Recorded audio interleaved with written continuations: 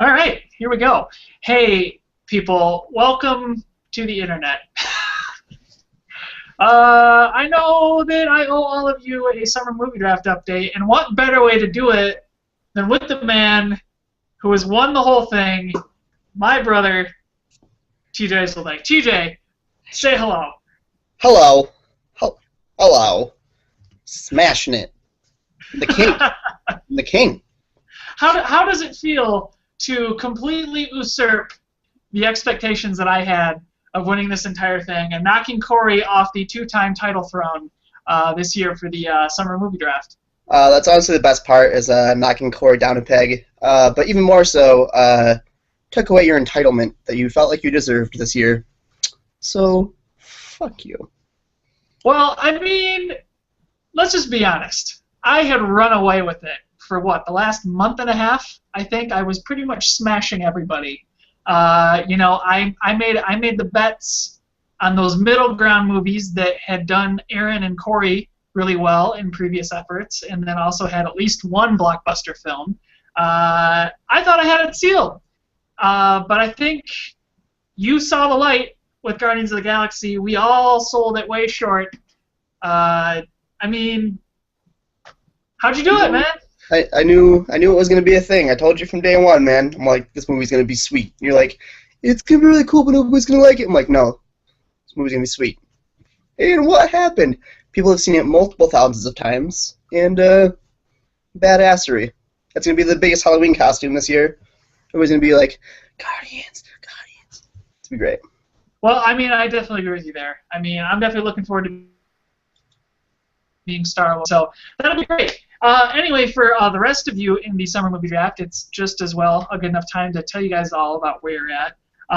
10th place is Jake with $269.4 million. Jake really got screwed with some bad picks this year. Yeah. Let's see. 9th place is Brittany, which is really surprising considering that she had the second highest grossing film of the year, that she collapsed that much with $322.5 million.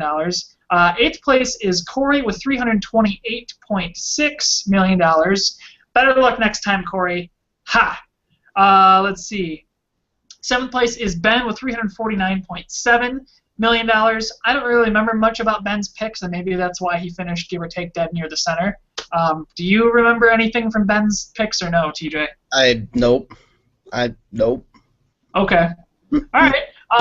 Well, 6th place is Sean. Sean had $378.4 million. 5th place was Brian, who kind of shot up there towards the end with, she had Teenage Mutant Turtles, if I remember correctly. $404.666 million. So that's pretty sweet. Let's see. 4th place is Mark with $440.5 million. So he's, just kind of floating there towards the end. 3rd place is Aaron with $457.5. Me, I rounded up with $490.4 million. And then TJ's in first right now. This is all as of Sunday numbers, beating me by $1 million, well, less than $1 million. $491.1 million, TJ. So you just barely cleared me as of Sunday. So. But I will smash you with this hammer the rest of the way through. We have what, another couple weeks, or are we done? We are done on, let's see, the last film released on the 29th of August. So that'll be September 29th, which will be the day after we make our picks for the winter movie draft. That'll be the last day. So I mean, you're gonna end up winning this thing by a good probably $50 million, if not more. I did give Aaron As Above, So Below for the last movie because The Loft ended up getting bumped. I don't think that's going to change his position too much. These positions that we're in right now are pretty much locked in until the end. And so it's just a matter of how much further you can run away with this. So congratulations, TJ. You are the winner of the 2014 West Michigan Summer Movie Draft. So if anything, we all owe you at least one beer. One beer. One beer. So I know that you and I have talked a lot about this, but we are going to be doing teams for the 2014 Winter Movie Draft. Have we agreed that you and I will be on a team? it should be brothers and brothers and brothers from another mother's, and then we need to find Brienne if she's going to do it. She should probably do it. It can be sisterly sisters. I don't know if that's a thing. Brittany, still, and Brienne. It was sounding like, to me, the implication was that you and I were going to be on a team. Yeah, brothers. It was sounding like Mark and Corey are going to be on a team. Brothers from other mothers. It was sounding. I'm going to assume that Ben and Brittany are on their own team. I know Brian wanted to bring a friend along. We're going to have to ask Sean if he wants to have like Doug or one of his friends come on in, and then I'm guessing Jake and Aaron will probably join up, and we might have one other group. I'm not entirely sure. So we're probably looking at 6, 7 teams maybe. I think I've got 21 films selected so far. We're still waiting on the late winter releases to be announced, but it's going to be a crazy thing once again where The Hunger Games will probably be the biggest grossing movie of the wintertime. I think that's safe to bet once again, year on year. Just don't let Aaron grab it like he did last time. Well, I don't know if he will or not, because I mean it paid off, but where did he end up? Didn't he end up finishing like 3rd or 4th? Like he was leading almost the entire time until the very end. Yeah. But again, he had his entire bet on one movie, and it almost paid off. So it was a thing. It was a thing.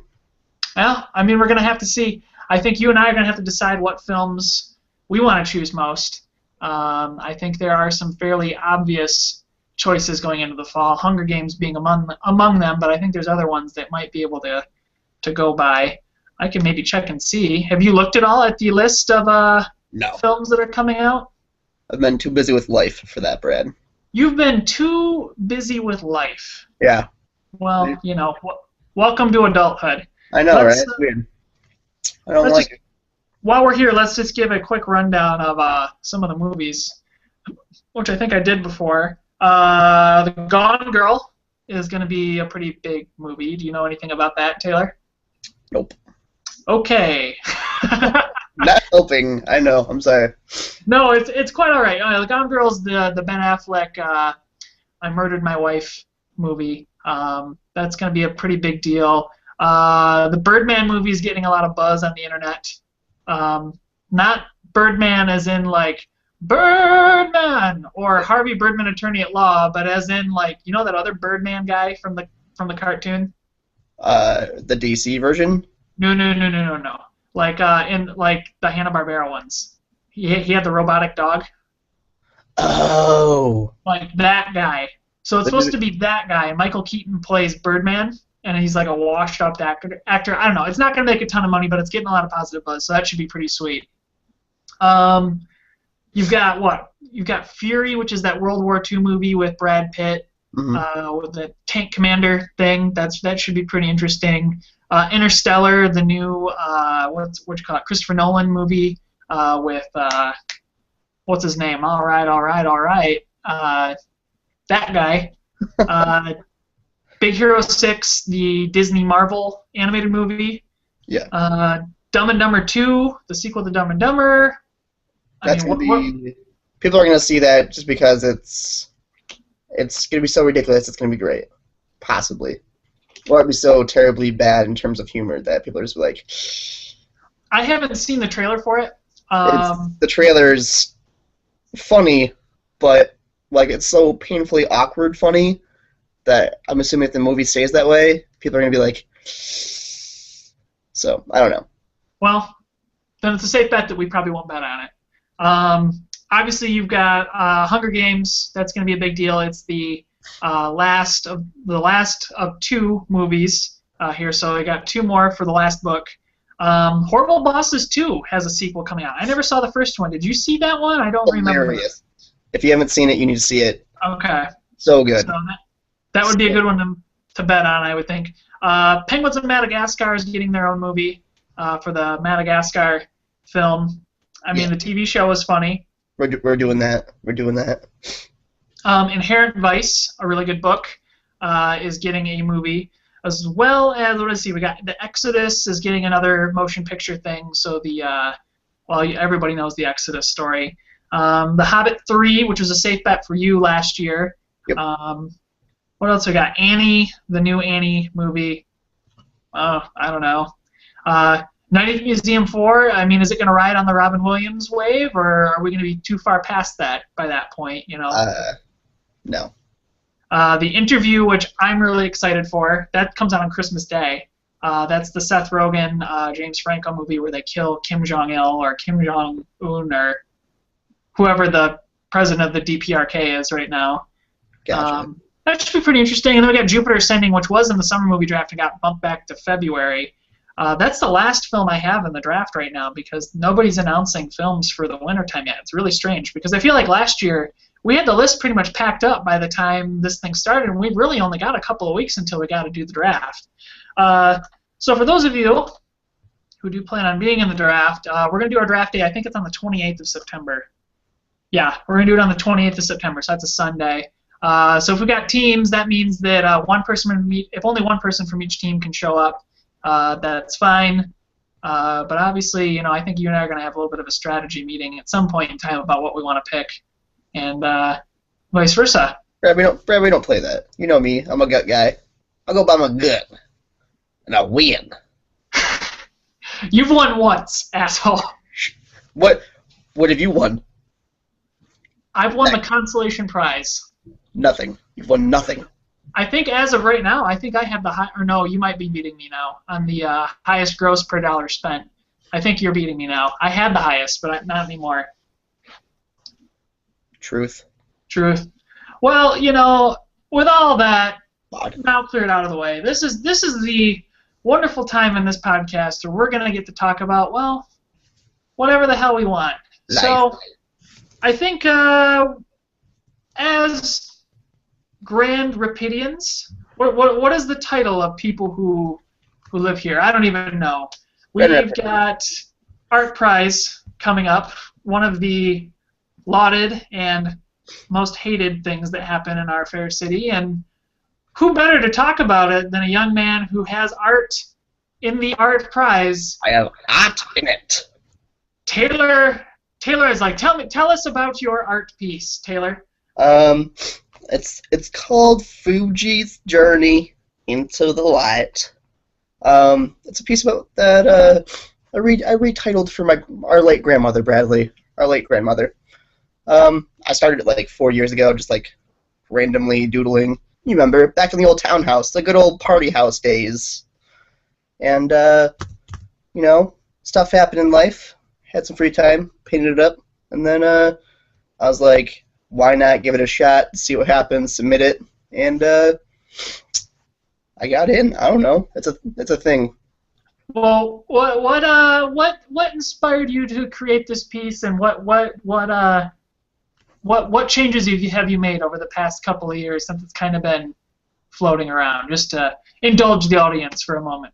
Well, when I first did it, I was really into the idea of becoming some sort of tattoo artist, and obviously that didn't happen. But you know me, I like to draw. I do a lot of tattoo-inspired type things. So I was drawing. I was really into koi fish at the time. So I was like, let's draw a koi fish. And then in terms of color, like you know me, I'm partially colorblind. So I was like, let's do some odd colors and see what happens. So that was literally the only thing I've done for it. I'm not like one of those artists that's like, well, this is very derivative of this and that and the other thing. I don't care. I just did it because it was something to do, and I enjoyed. And apparently it was enough to have merit and get into a venue downtown. So.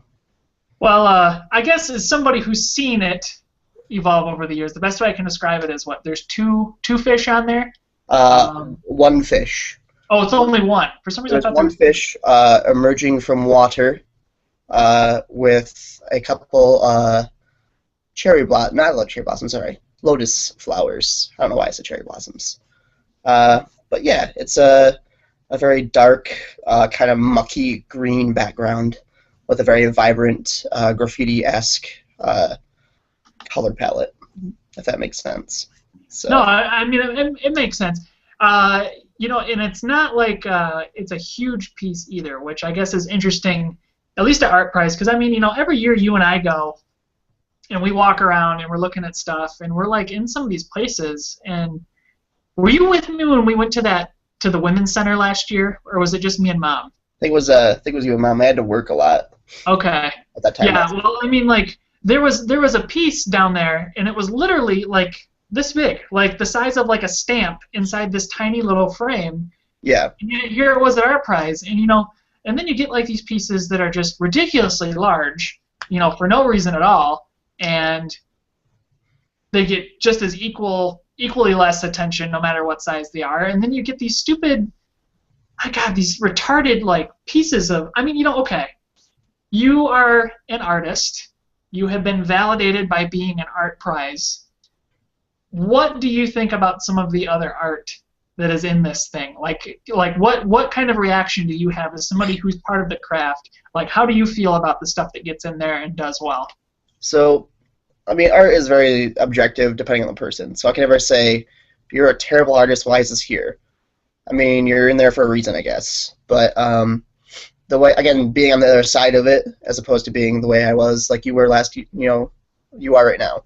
On the other side of it, like, again, you have to pay to get into it. So you pay $50 or whatever just to enter your piece, to post a photo, give a description, and then you wait a month, and then hopefully somebody picks you.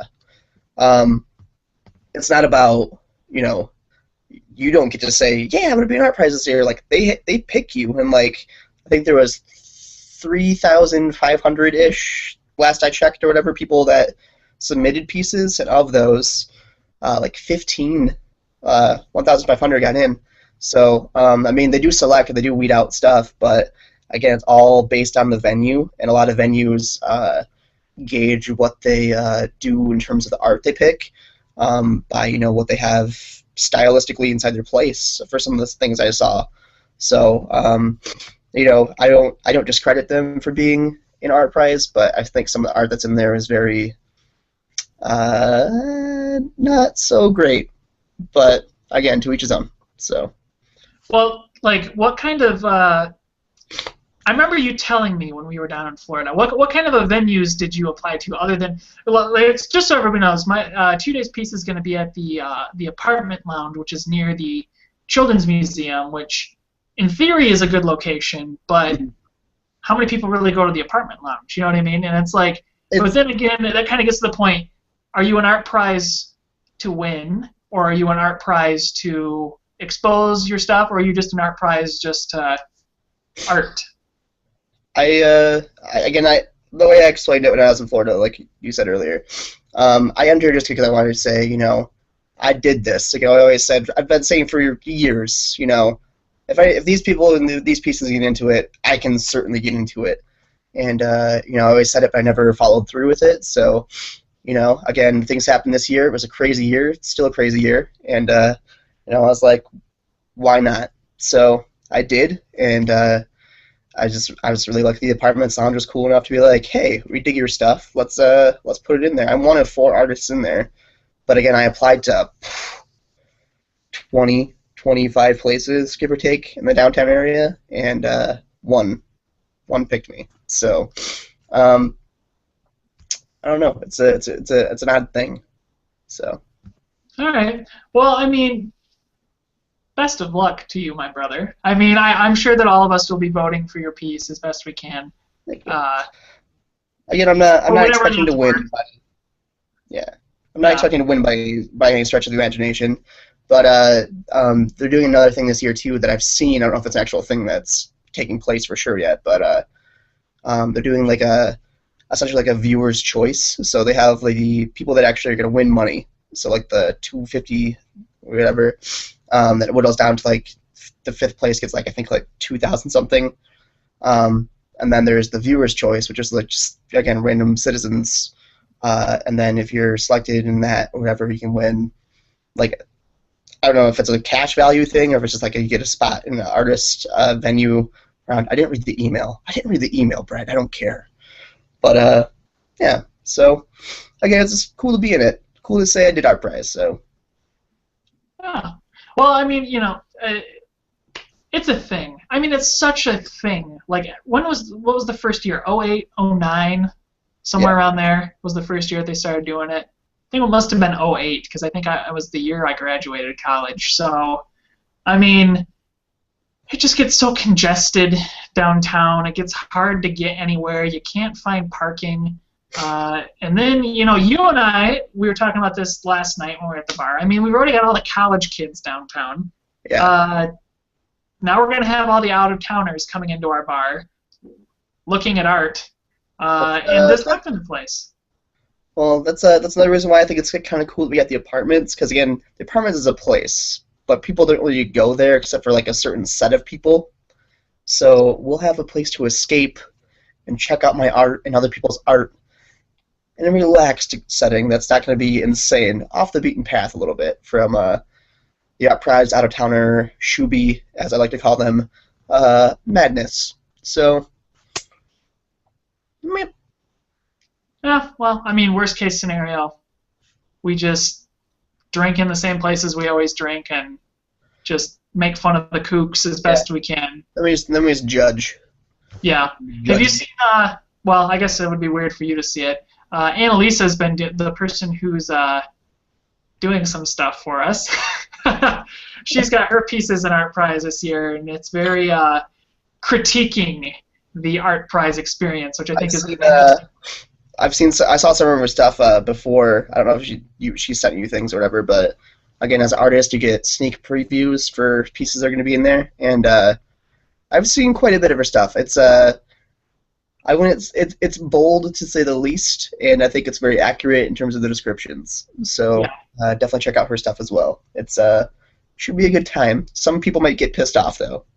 Yeah, if I remember right, she and a couple of friends have pieces at Vertigo Records downtown, if I remember correctly. I think it's at Vertigo, and it's all the Fart Prize theme. So it's all the weird things that happen at Art Prize with the I don't know. You get people, is this art? Jesus is in it. Type crap. It's again, it's I don't know. She's doing a lot of like guerrilla marketing for that. Like there's like little Fart Prize tags in like the bathrooms at the Pyramid Scheme and different random places downtown. You see Fart Prize tagged all over the place. So guerrilla marketing. High five. Woo. Well, yeah. I mean, so what kind of bets should we be making? Should we come up with like a bingo game or something like that for Art Prize this year, or should we have like a drinking game that we come up with and start like spreading it around? Yeah. Like, I mean, what kind of things should we be on the lookout for the ridiculous shit that we see every year? Honestly, I think you should do at least a shot or a long swig of beer for each out of town you see with a fanny pack and a camera at the same time. What about people talking about like whether or not they see Jesus in pictures, even though it's like not even there? Well, number one, those people wouldn't be at bars because those are for Satanists. So we'll be avoiding them. But still, I think it's a thing. I don't know. But we can create this. We have what, 2 weeks, 3 weeks? It starts on the 24th, so 2 weeks, give or take. We'll have to work on this. We'll have to join the conversation. Yeah. Hashtag Fart Prize. And get this thing fucking rolling because I mean, I think that would be half the fun walking around downtown with just these bingo cards and just checking. I mean, it's like what's the one I always see every year? A school bus full of like 8-year-olds looking at nude statues at the Bob or something like that. It's a cool event because again everybody gets to be downtown. Like it brings a lot of awareness to Grand Rapids. It's awesome, but again some of that stuff is just. How did you get in there? I don't get it. But again, art's objective, so fuck it. Yeah. Well, I'm sure we're all going to hit the post Art Prize entries pretty soon. So yeah. Well, Art Prize. So Taylor, what else is going on? Awkward transition. Very awkward transition. Bradley, I don't even know what's going on with my life anymore, man. You know, we're both managers at stores now. We do things. I've been going back and forth between two different stores. Uh, Essentially being acting store manager at one place, an assistant in another, and it's a thing, man. You know the gist. And then Yeah. beyond that, I'm trying to do things. This is my other things right here behind me. Try and do a couple paintings, sell some things, see what happens. I don't know. So will you be doing other Drinky Crow related paintings? Uh, I just like doing bold stuff, like simple background but boldness. So this was one that I was gonna do for a friend. He still hasn't paid me yet, so it's not finished all the way yet either, but it's almost done. So I don't know. Commission me. Let me know what you want. Email the boy. Email, Email him boy. at email.email.com. Yeah, don't email me. Email Brad, then email me if you're cool. You're my go through. You're my go for Brad. Brad at email.com.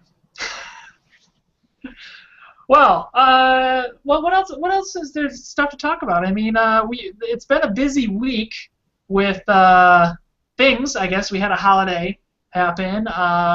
We have had some phones get announced today. There are going to be more phones announced tomorrow, and there will be more phones announced at the end of the week.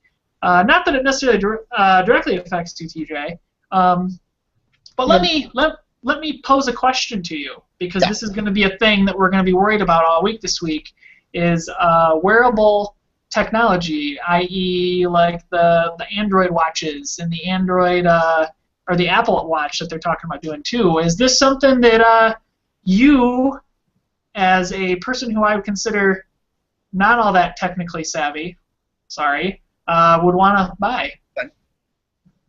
Yes. I've seen it, and we've talked about it before. Not that I have money, I would totally be willing to spend, what is it, $300, something like that, for the watch. Low end seems to be 200. High end seems to be about 350. Yeah, I feel like that's it's definitely. Again, I'm not very tech savvy, but I do love old school sci-fi, old school spy. So just the idea of being like, and like seeing things, very cool to me. I mean, granted, you just have to have your phone on Bluetooth and blah blah blah blah. But again, it's cool. You can be the cool guy that's like, wait a tick, and then you're messing with stuff on your wrist. I don't know. I dig it. I think it's funky. What kind of form factor are you looking for most in a phone in a wearable watch? Like what is like the thing for you that's gonna be like, yep, $200, I'm buying that thing, or $250 or whatever it is? Well, I don't wear watches, so it has to. It's probably gotta be squarish. I don't know, Brad. I don't know.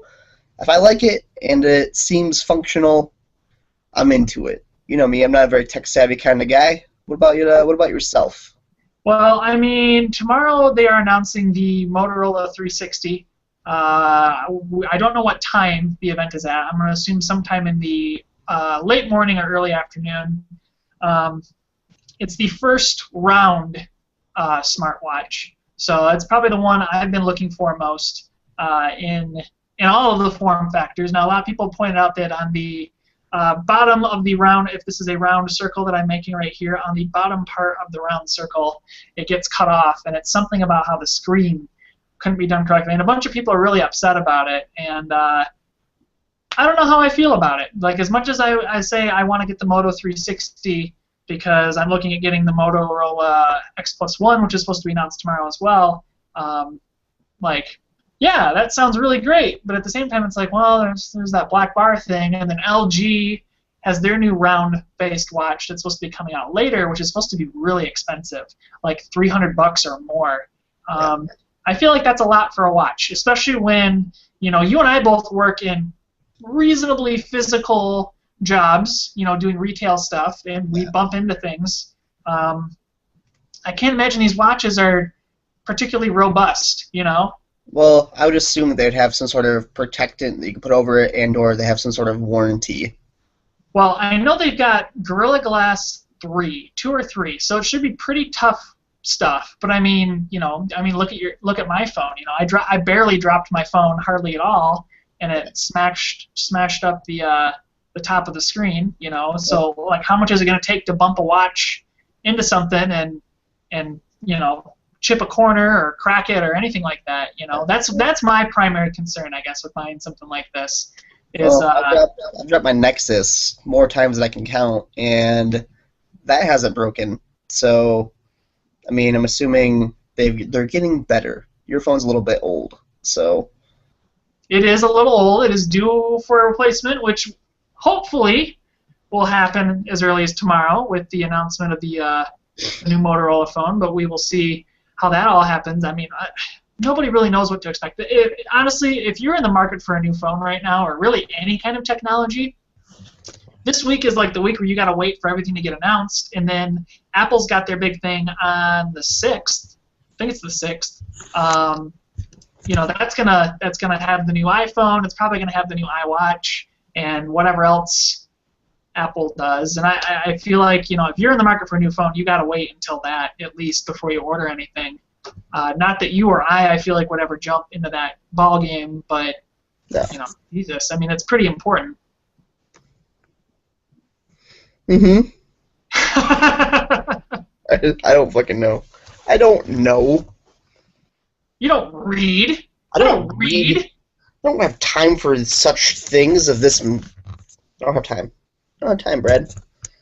I barely have time to sleep these days. You know my life.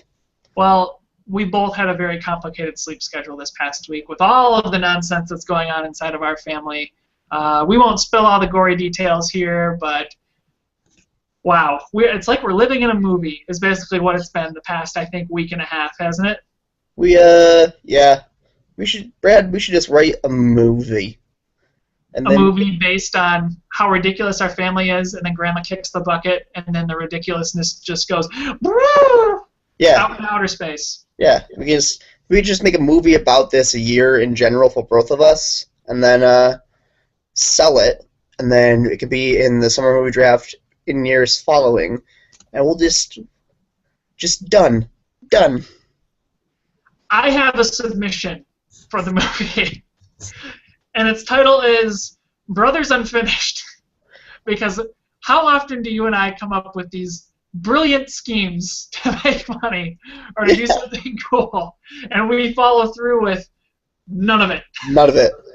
It's again, we have brilliant ideas. We're like, if we ever have the time, if we ever have some sort of funding, and it just we never do because we're always fucked.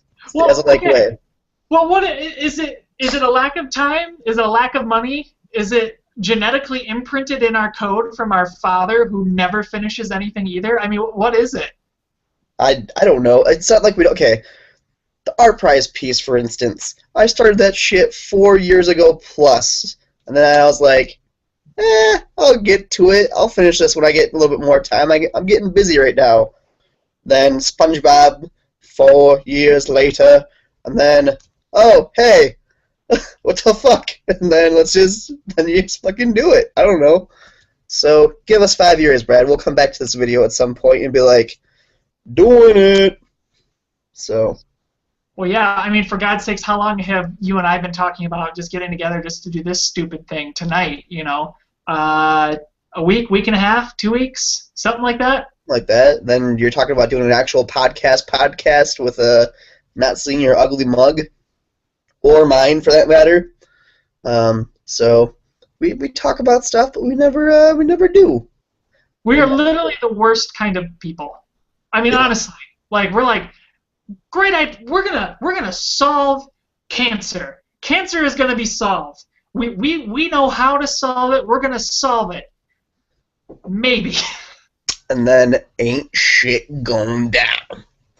I mean, what was our last greatest project that we just came up with? I would say of all the projects that we've talked about in the last, let's say, 3 weeks, which project do you feel like is the one with the greatest potential but the least likelihood of actually happening? Our car idea. That's exactly what I was thinking too. Do you want to explain the car idea, or should I explain the car idea? I'll go halfway, and then you can finish it up. So, the story begins when yours truly buys a 1978 Pontiac Bonneville. And, it's amazing. It's amazing. And our father gets semi-grumpy. And, yeah. So, I get it. We cruise in it. It's fun. It's cool. It's fresh and funky. And then, I'm like, so then, you know me, I come up with crazy shit, so I'm like, Brad, what would happen if my car, just the motor died, right? I had money. What would happen if I put, I don't know, I have 3 different levels of crazy, Brad. Craziest level, we put a NASCAR fucking V8 in the goddamn thing, and we just fucking just go hog wild. Nobody cares. Level 2, a little bit more tame, a little bit more simple. You take a Trans Am, a WS6 Firebird. You just swap the guts and put it in. It's this big fucking tank coming down the goddamn road. And then level 1 is just you lower it a little bit and you put in like a 350 or something like that. And then I always had it in the back of my head, hot shit suspension, simple stuff. Make it handle better, make it stop better, give it some gusto. And then fast forward, a year later, ironically, you come up with the same idea, just with a slightly different premise. So the slightly different premise that I have reached has been, we're going to say 81, Chevrolet Caprice Classic Coupe. Essentially the same car, minus essentially $2. The same car, two-door version of my brother's Bonneville, but with a big old Chevrolet badge floating over the hood, as it should be in any new vehicle. 2-door, strip the paint, because who cares about paint? Well, strip it if there is paint. If there's no paint, then keep it. Fuck it. We don't care. Hopefully it would be a 350 cubic inch V8 model. If it's got a 305, it's got a 305. Whatever. Not a big deal, because either one's going to make power, but that's not the primary focus. The primary focus would be to slam the car with a Hotchkiss sport racing suspension, and we would strip a lot of the interior, not all of the interior, but a pretty good part of it, basically taking it down from a luxury-ish, personal luxury coupe down to, something a little more reasonably weighted. Because what would you look up your car's weight was? Like 5,100 pounds? It's like 51 something, yeah. It's a tank driving down the road that floats, ironically. So not safe anymore. Get our coupe down to like, what, 45? 45 would be great. That's awfully low, though, for what we're thinking, I think. But get it down, and then I would want to mount it with like some heavy-duty like wheels and tires, like sports tires, and then I want to put like a safari bar on the front and give it rally headlights. And since we got that sport, suspension on there, we're gonna turn this thing into a road rally Chevrolet Caprice Coupe 1981 with hopefully a 350, making about 200, 250 horsepower out the door. Maybe swap in a 5-speed from a early mid 80s Camaro, IROC Z. That might be kind of fun, and then have at it. Fun. Just go to all the spots and be ridiculous. You'd be a little bit more serious about it because you're Brad Isaac and you're serious about everything. I, on the other hand, would be I paid for part of the car, so I'm gonna be an asshole when I drive the car. So we're gonna duke it out about a couple things, but I'm gonna insist that we have matching race helmets. I think that's logical. You would have closed face because you're a dude like that. I don't know. I would have open faced with leather goggles for no reason because I don't care, and it would be the loudest fucking thing that you ever heard for no reason at all. And people would be like, who the fuck are these rednecks coming into this racetrack trying to race? And then we would have the proper paperwork, we'd pass the test inspection, and then be like, fuck you, you motherfuckers, we're racing you now. So it'd be our car, get some shitty C4 Corvette, and the Corvette would be like, who the fuck is this guy? We wouldn't win anything, but we would just fucking piss people off, or they'd be like, these guys are awesome, they're onto something. Well, we have all these kids running around in their MX-5s, like, oh, I got an MX-5, and Great say you want an MX-5, so shut up. But I anyways, know. Who doesn't want a Miata these days? I Come on. don't. Well, screw you. Nobody cares about your opinion. But we would show up with a 1981 Chevrolet Caprice Classic Coupe with big old 18-inch wheels and a rally bar with lights we would maybe use once in a great moon.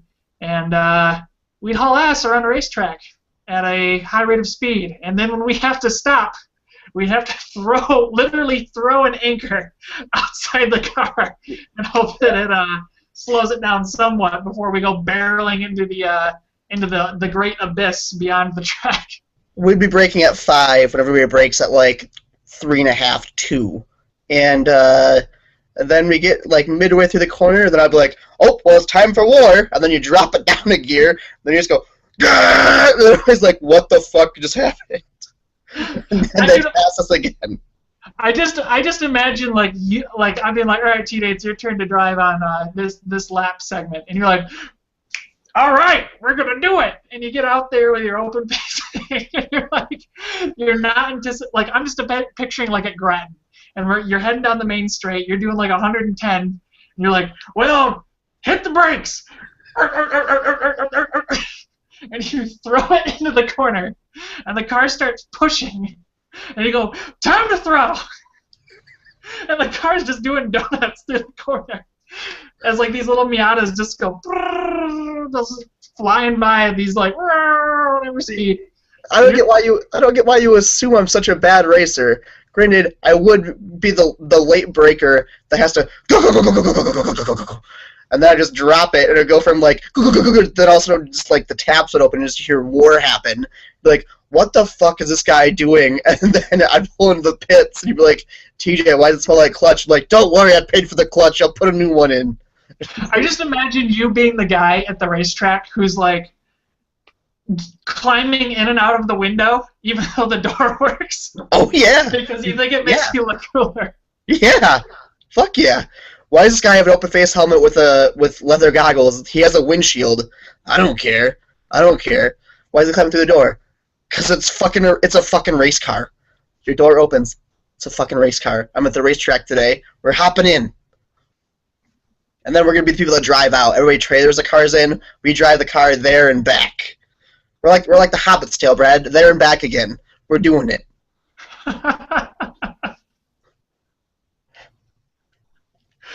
Oh, this is why I wanted you to do this with me. Because you're my brother.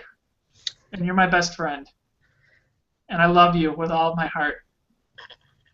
I'm not going to reply to that. But I'm just going to say this is what it used to be like in the party house when you're both semi-tired and, well, you're not drinking beer, you're drinking water.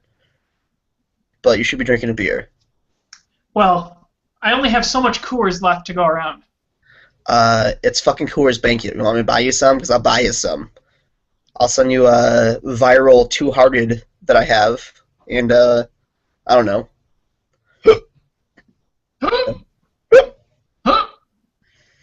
Yep. All right. This is what it used to be, Brad. We used to be tired adults that were too stubborn to go to bed, and we talked about stupid shit until we physically went to bed, and then we got in arguments for no reason as we progressed into our bedrooms, which were ironically right next to each other, separated by, what, 5 inches of shitty fucking apartment? If you even fucking that. I just remember us going down, climbing, like, we would, like, fight each other to get down to the basement first. Yeah, because the last person had to turn off all the goddamn lights. Nobody wants to do that shit, so I'd always push you, and I'm a bigger man than you, so I won. You didn't win all the time because I was faster than you. I pushed you down the stairs once, I remember that. Yes, you did. Yeah. And then it would be whoever got downstairs first always had to set up some kind of a trap for the other person.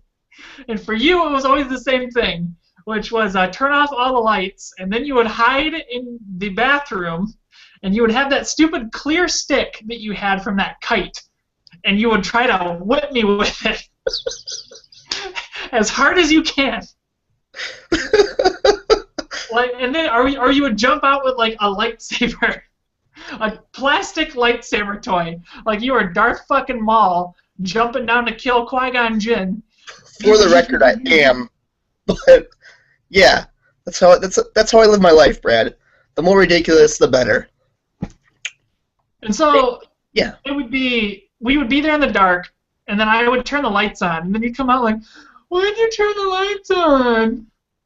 Yeah. Why, are you scared? Yeah, because you're the fucking big brother that gets pissed off because the little brother's winning. So you're like, all right, fun's over. And then I was like, you dick. You fucking... Then it turned into a verbal war. So... It was a verbal war with threats of physical violence that usually turned into some kind of slap tit game. Yeah. And then we always had so we got done brushing our teeth, like the usual good night ritual. You know, you had to brush your teeth, you know, smile, Brad. Good teeth. But so you brush your teeth, you're good to go. And then as we walk to our rooms, which again, ironically, right next to each other, separated by like 5 inches or whatever, so we bump into each other while walking through this tiny-ass, narrow-ass hallway, not highway.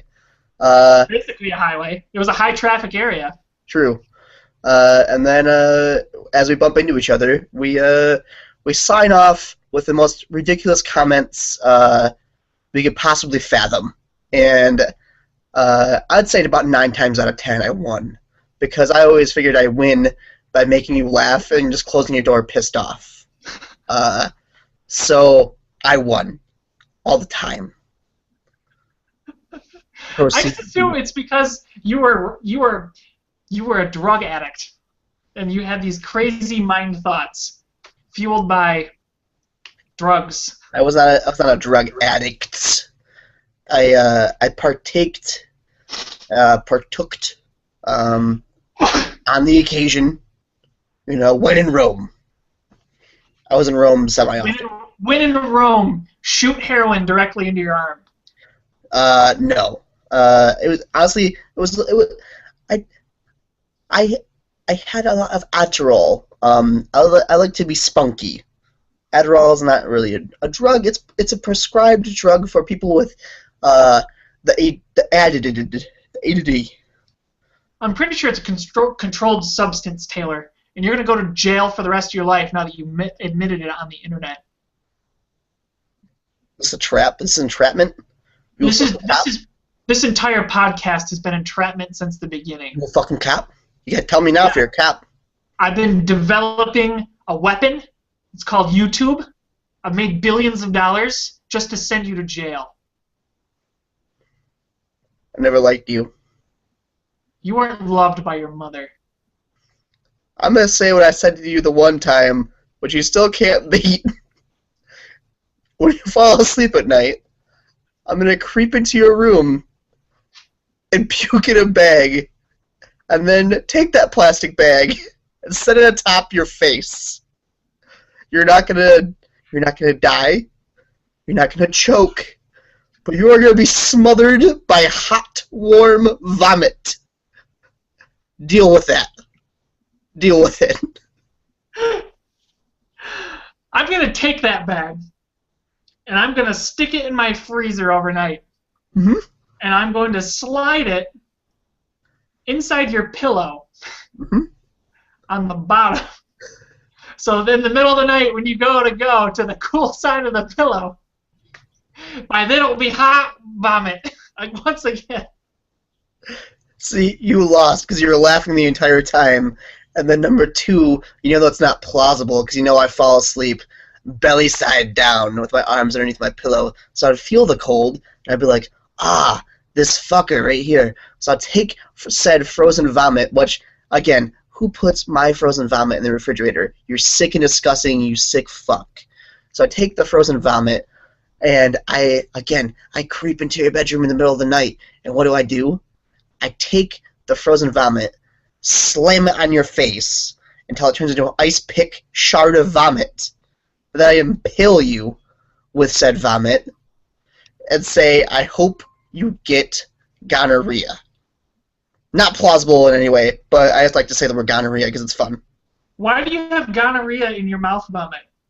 I don't know. I'm just saying I hope I stab you and somehow you get, What like... have you been doing to get your art prize piece in a nice position? Okay, you know, you gotta fuck your way to the top, Brad. You know, it's at the Apartments Lounge. It's known as a semi-gay bar here. You know, you gotta do what you gotta do. Sucking on dicks. Nope. Yep. I was saying I got a job as a bartender on the side, but if you want to suck dicks, you go right ahead, my friend. What can I say, TJ? You've caught me once again sucking dicks. Essence and D's. S&Ds and having bags of vomit dropped on me. Multiple times. We should close this out. This is dragging on. Is it dragging on? It's not a swaggin' dragon. It's not a swaggin' dragon. This ain't GMC for show. No. This ain't Burst.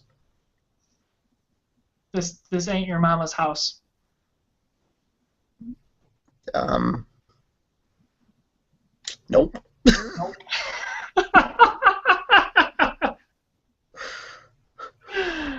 All right. Well, with all that in mind, we went almost an hour. Not quite. We did 52 minutes of raw, live, and uncut footage, and we only mentioned the Mazda Miata once this entire show. Twice now. Twice did we mention it. It's like it's actually 3 times. It's 3 times. I can count better than you. I win. I'm winning. I'm winning this. I'm winning the movie draft. I'm winning everything, Brad. Fuck you. Well, TJ, there will come a time in your life where you go, wow, my best brother's dead. And you'll miss me greatly. And then you'll remember you have one other brother who isn't as cool as me. I think it's funny that you assume you're going to die first when you know my history of being ridiculous. I feel like I'm going to die first. And then you have to deal with being sad for the rest of your life and never laughing because there will be no more joy. I feel like in our family it's going to be like Highlander. Like, because Grandpa's going to live forever. True. Dad, who knows? He's already cheated death once. True. So there can be only one. And I feel like you're going to come at me with a sword from your sword collection one day. Yeah. Did I tell you about that, dude? I'm gonna start collecting swords, and then I'm gonna start buying lightsaber shields and shit like that, and just I'm waiting for the time when lightsabers become like fully realized, and I'm like, yo, I got this shield, bro, make it real, and then I'll start. I just want to cut stuff, Brad. I don't think healed is a word. I think you're looking for hilt is the correct term. Shut it. Shut your fucking mouth. You're right, but I don't care. Shut it. You and your logic. Out of here! You don't know my lifestyle. Well, I do. It's lazy, smelly, and sometimes a little gross. False. I smell great. We're in John Barbados right now. Why are you wearing perfume for a podcast? Nobody can smell you. That's ridiculous. Well, I'm not. I mean, I had it on earlier, and it's still on because I went out and did stuff. Taylor, you have always been a disappointment, but I will always love you. I'm not saying it back, you sick bastard. Well, TJ, until next time, where can all the lovely people on the internet find you? Well, honestly, either the Woodland Mall or the Rivertown Mall. No, don't find people that way. No. That was a joke. That was a joke. That was a joke. You know, you can find me on the Tweet Beat. Literally, my name, TJ Eiseldike, with a Y. What?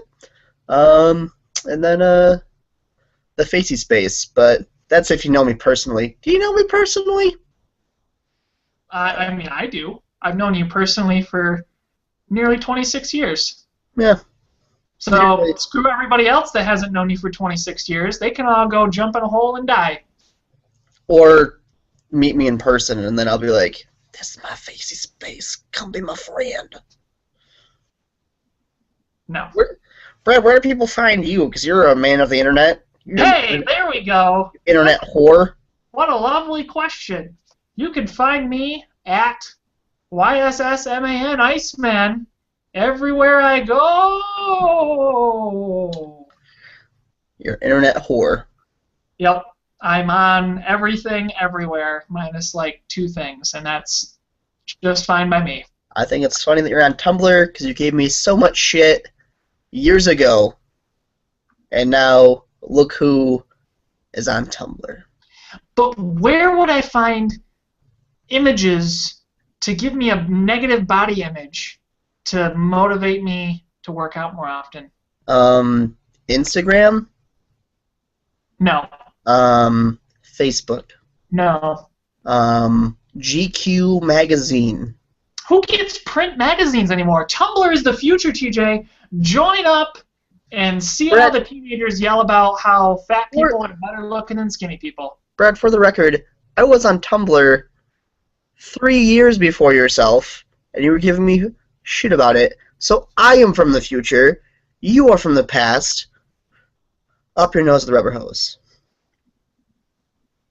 Sign it off. This is a great image to end with. I'm taking this as a physical threat of violence, and I will note it for the future. So until next time, TJ, hide your wife, hide your kids. The Kool-Aid Man is coming.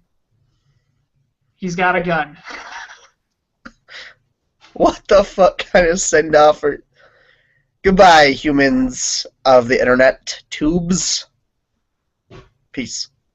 Bye.